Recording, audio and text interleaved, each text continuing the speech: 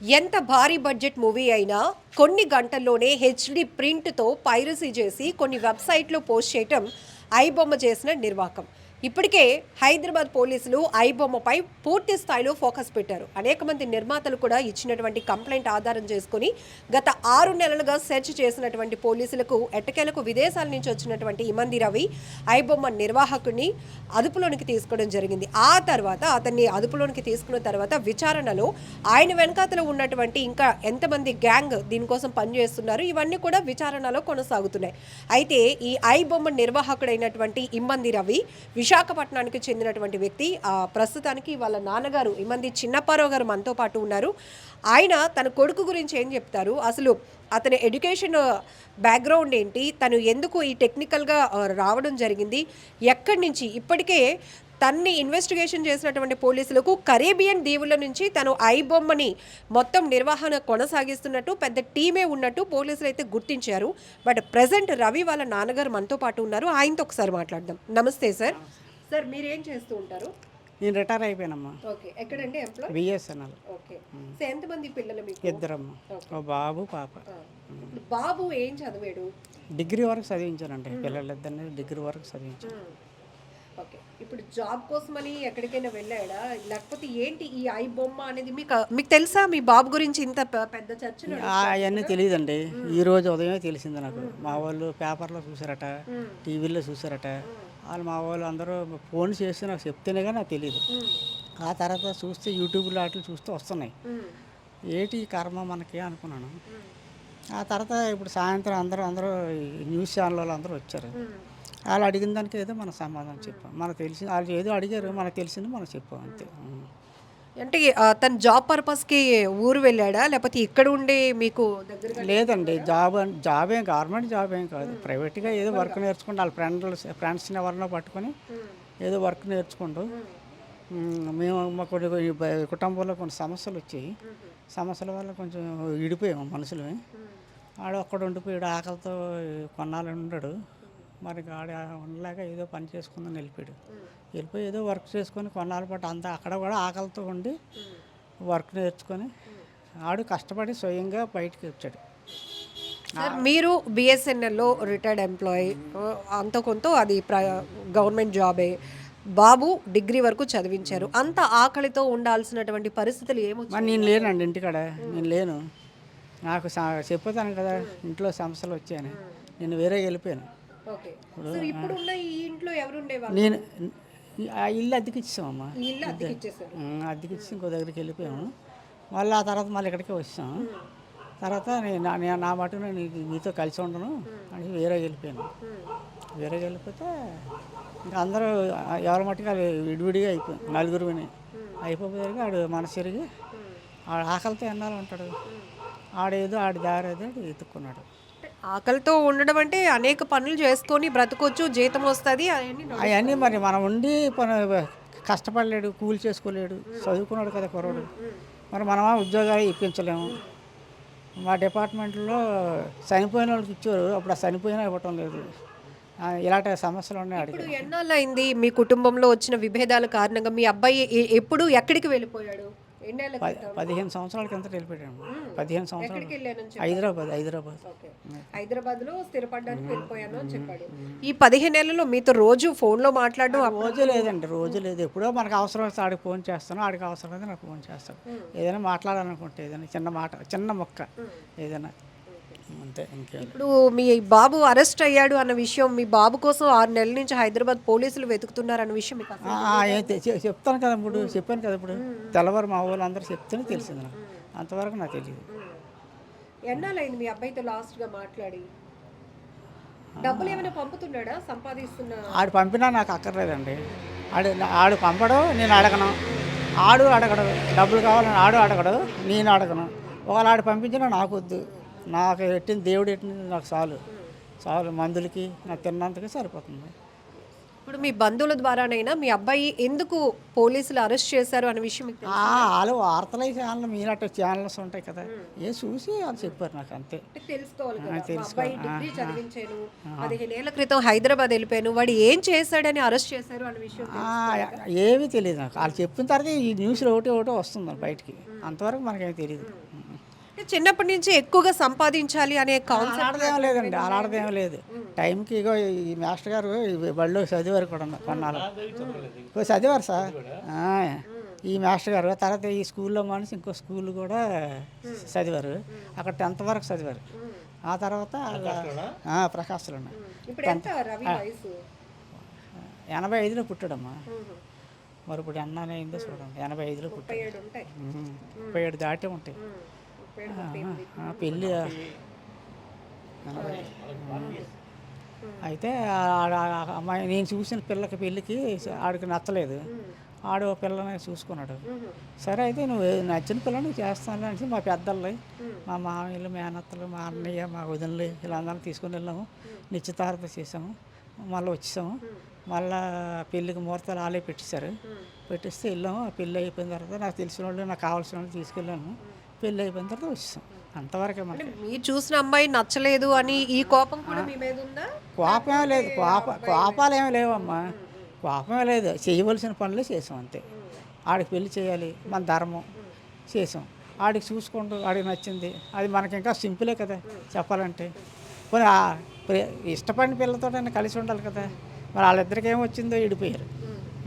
So ఇప్పుడు ఇష్టపడిన అమ్మాయితో కూడా లేడు లేడు. పాప చాలా చుక్కలా ఉంటుందండి. పాప చాలా బాగుంటుంది, అంత అందంగా ఉంటుంది ఆ పాప. చిన్నప్పుడే అంత అందంగా ఉండేది. మరి ఇప్పుడు 7వ సంవత్సరం దానికి. పెద్దయినా మీరు చెప్పండి, ఒక గౌరవమైన వృత్తి మీరు చేస్తున్నారు, రిటైర్ అయ్యారు, నా కొడుకు కూడా అలాగే సెటిల్ అవ్వాలి, మంచి మార్గంలో ఉండాలని అందరూ.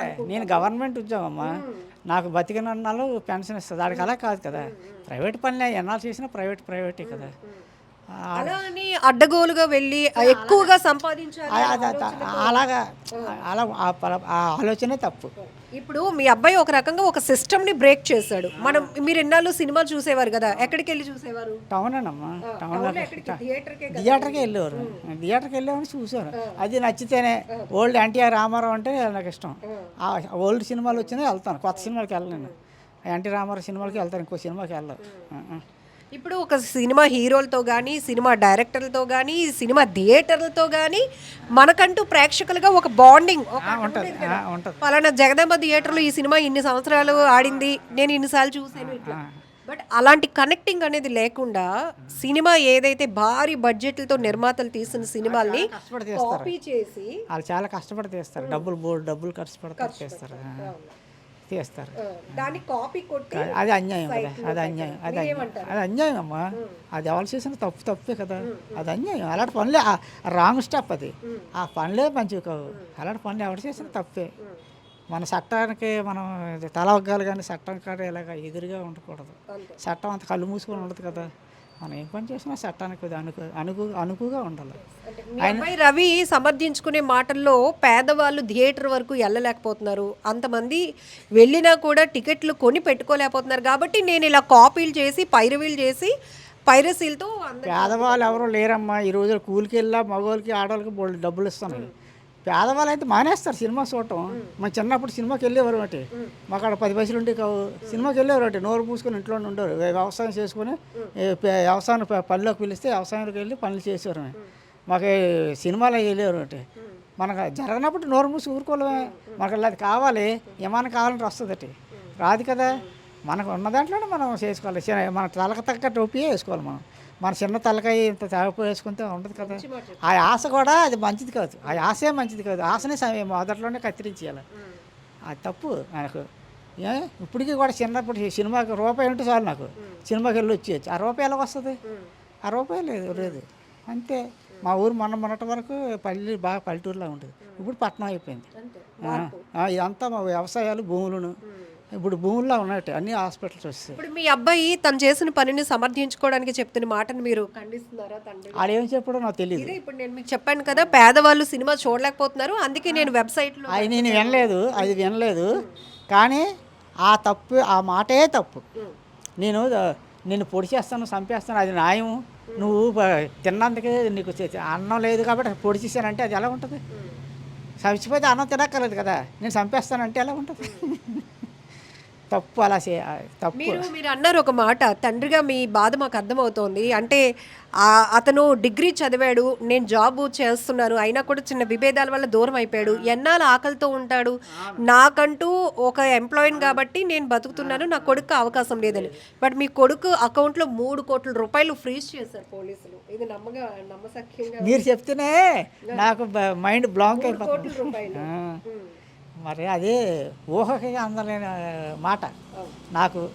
మరి మీరే కాదు, మీకంటే 3 మంది ముందు వచ్చారు విలేకరులు, వాళ్ళందరికీ అది చెప్పారు. నాకు ఊహ అందని మాట అది.